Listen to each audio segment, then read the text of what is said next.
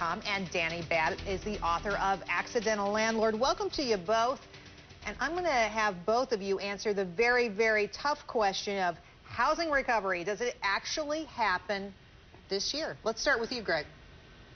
Well, I think that depends on what you're measuring. Is it home sales, is it home construction, or is it home prices? In terms of home sales, I think even in a lousy economy, we could see an uptick in home sales this year because of two reasons. Low mortgage rates, record low mortgage rates, and the fact that home prices have fallen so far. There's a lot of affordability out there now that wasn't there even 6 or 12 months ago. All right, but prices is a big question. Dani, to you, I mean, is there any chance we could see prices recover? I don't think we're going to see prices recover in 2009. I think we're going to begin to see some stabilization, which could lead to recovery later on.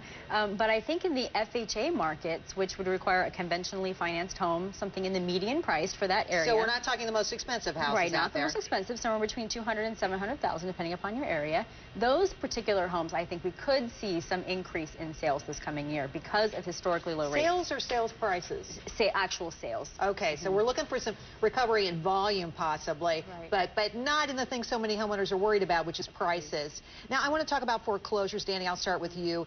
Foreclosures expected to be 3 million this year. Yeah. And could be almost as high next year. How do you weigh in on that? Will we see as many foreclosures next year? What's your crystal ball telling you? I do think we will see as many. I think it's going to shift, though. What we've been seeing is the subprime foreclosure market really high. I think in the next year we're going to start to see the jumbo prime market really high. The reason being that let's tell people what that means, because subprime loans were those loans to people who did not have good credit. Right. They tend to be less expensive houses, and now the houses you're talking about could be more expensive houses in better neighborhoods. And people with A-rated credit, people with a 740 FICO who got into a loan that was a negative amortization. In other words, the principal got added to every month. Every month we added to our principal balance. And now, this coming year, I think that those loans are the ones that we're going to see hit some trouble. All right. And let me take you, Greg, to mortgage rates for just a second, because let me tell you, mortgage rates right now are luscious, 5% and under. It doesn't get any better than this. Where are those rates going for 30-year fixed loans? Could they go even lower?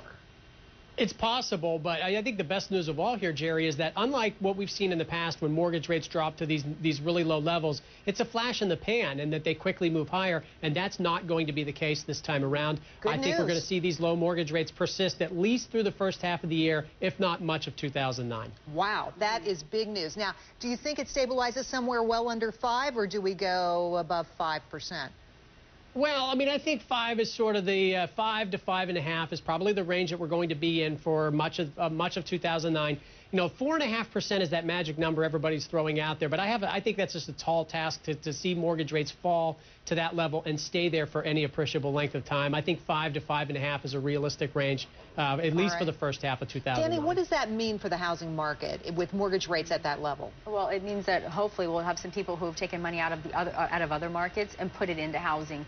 Right now, basically, if you were to buy a $200,000 home at 5% interest, I mean, you know, we're looking at $1,000 a month. That's cheaper than rent in a lot of areas. That's going to bring in a lot of additional buyers. The one caveat, I do agree that it's going to be maintain about 5.25% all year.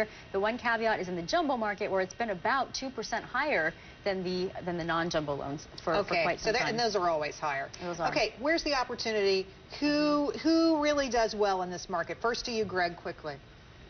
First, I think if you look at refinancing your mortgage, I mean, if you can cut a $300,000 loan from 6% to 5%, it frees up about $200 a month, and who couldn't use that extra dough at a time like this? You're absolutely right. Dani, who do you see benefiting? First-time home buyers that can get it on an FHA mortgage with 3% down, decent FICO scores, and outstanding prices.